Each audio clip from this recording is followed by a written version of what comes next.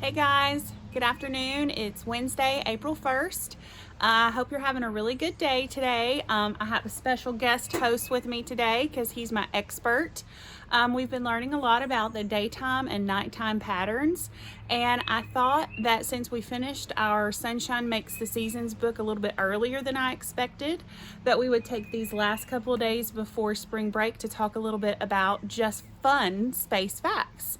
So here's Eli, and our family collects vintage toys. That means they're really, really old.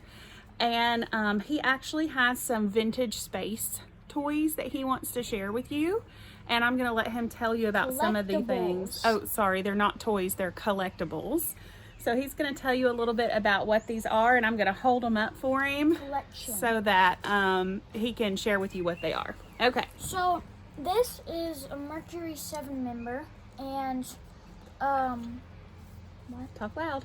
And this Mercury 7 was the first spaceship to go into outer space, and I wouldn't say this would be the best suit to wear because Can you show them because they can't see? It was the first one, and they had this little box that would help filter air, like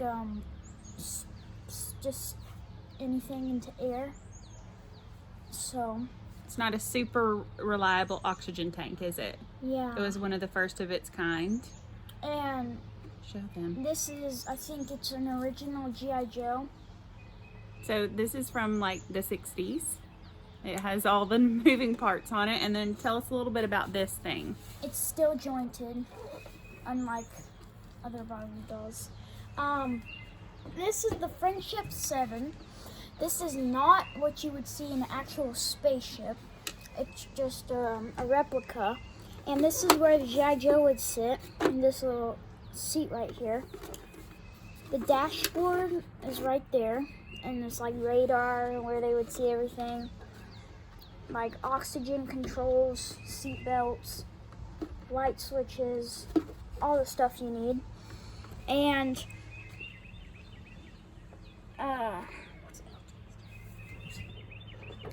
Lieutenant Colonel John Herschel Glenn Jr. was the first American to orbit the Earth February 20th, 1962. He orbited 3 times in the Friendship 7. Friendship 7. That's a tongue twister. Good job.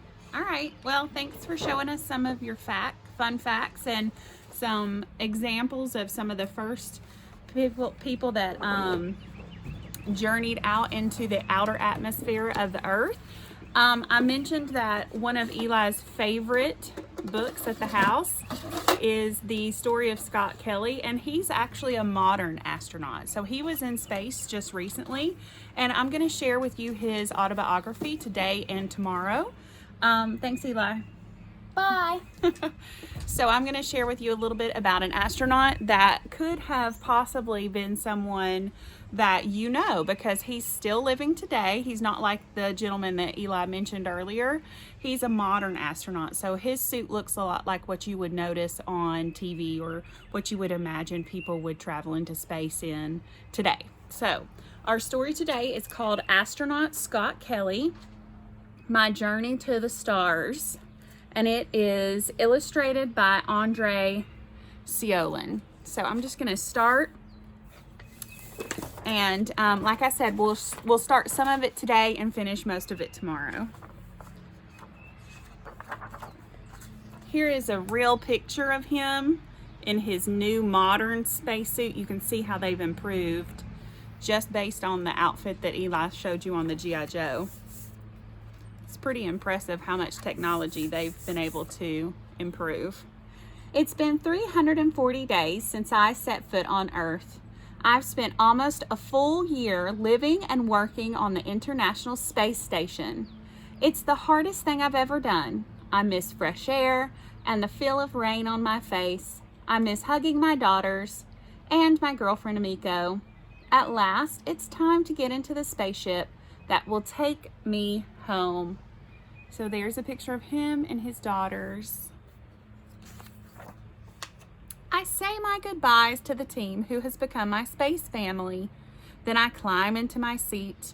The spaceship is so small that my knees are folded against my chest. My 2 Russian crewmates sit so close to me, our elbows touch. So that hasn't changed much. You know, the small capsule that we saw on the Friendship 7, it looks like it's almost as close as this one is. It's pretty amazing that they're so close in that capsule. We all strap ourselves in tight. It's going to be a wild ride. My perfect copy, or my identical twin, is waiting for me back on Earth. My brother Mark and I are the only twins in NASA history. We were born February 21st, 1964 in Orange, New Jersey. I grew up in West Orange, the same town where Thomas Edison made many of his inventions. Mark was born 6 minutes before me, and since then we have spent our lives as partners, always ready for an adventure. So he's an astronaut who has a twin brother, and they look like just you and me. They're building snowman, catching fish. I love that. Maybe you'll be an astronaut one day too. We grew up surrounded by family. There were the Kelly cousins up and down our block. It felt so safe that Mom sent Mark and me across the street to mail a letter when we were only 5 years old. We walked to the corner to cross just like Mom taught us, and after we mailed the letter, I walked back to the corner. But Mark was a daredevil. That means he was kind of adventurous. Crossed in the middle of the street, I got the scare of my life. My brother was hit by a car. So it doesn't pay to be unsafe. Shouldn't test those crosswalk signs. Mark had hurt his head and he was rushed to the hospital, while I had to stay with our Uncle Joe and eat liver for dinner. Yuck. Mark got better and came home with a great story to tell, but I felt like I got the worst deal. Mark and I always had a talent for finding trouble and taking risks, and sometimes we got hurt, but every time we took a risk, we pushed our limits and aimed higher. This was great training for the biggest risk of all, becoming astronauts.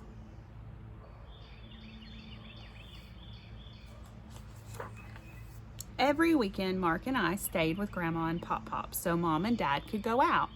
We loved our special routine and breakfast at the local diner and day trip. New Jersey is the Garden State, and there were always amazing places to visit.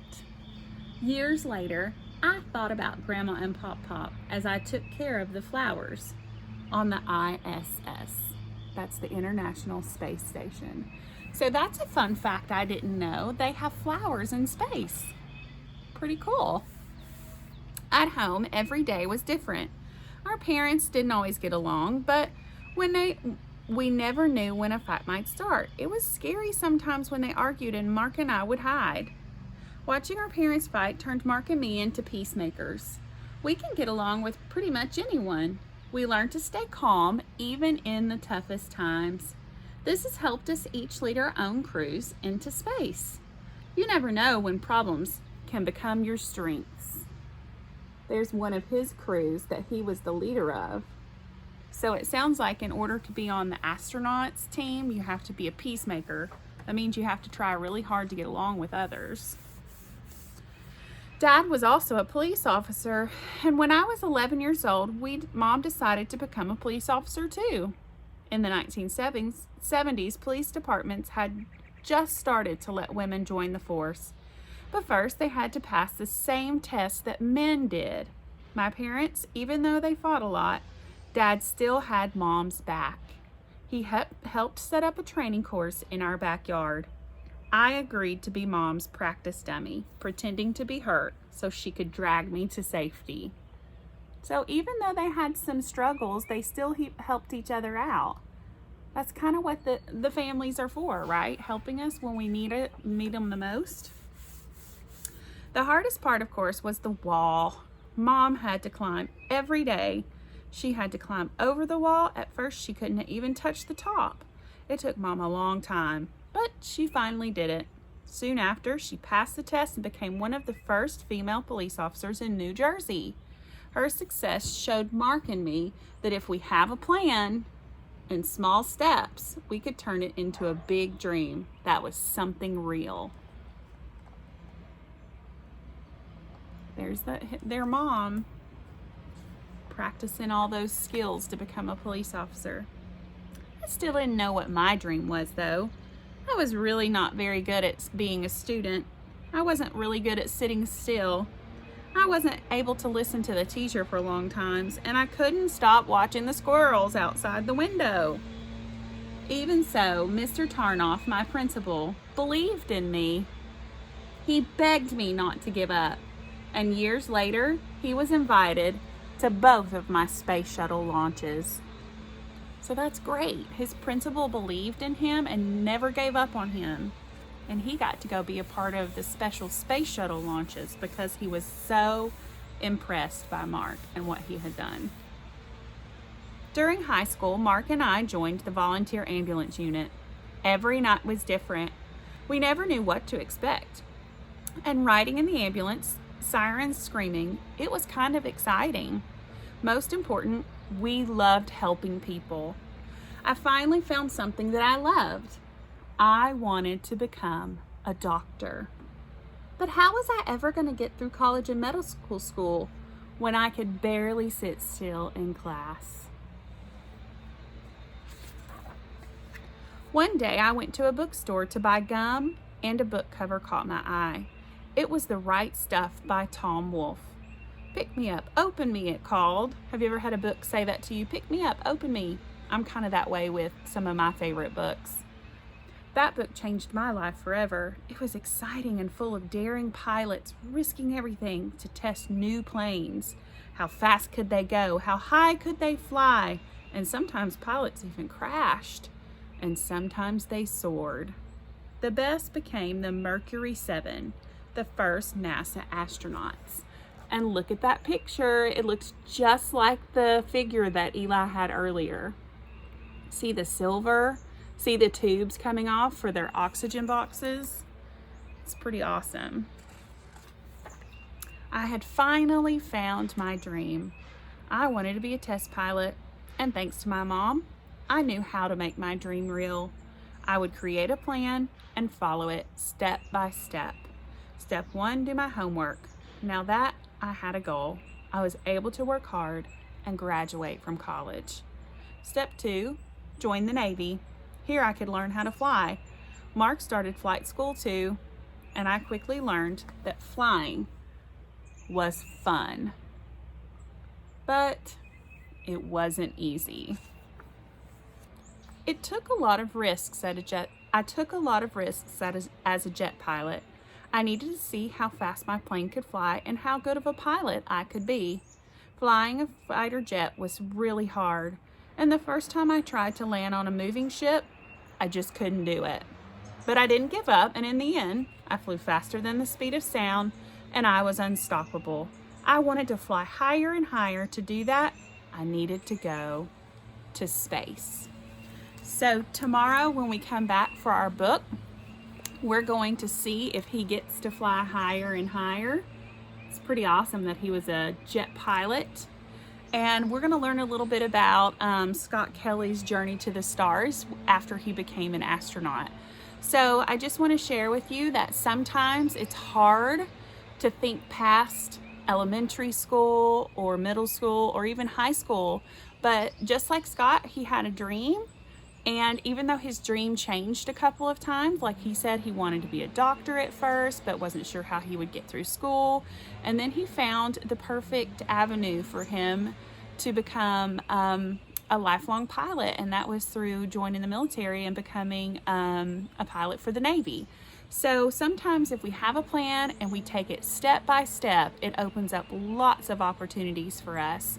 And I just wanted to share that first half of the book. We've still got several pages to go to finish our autobiography.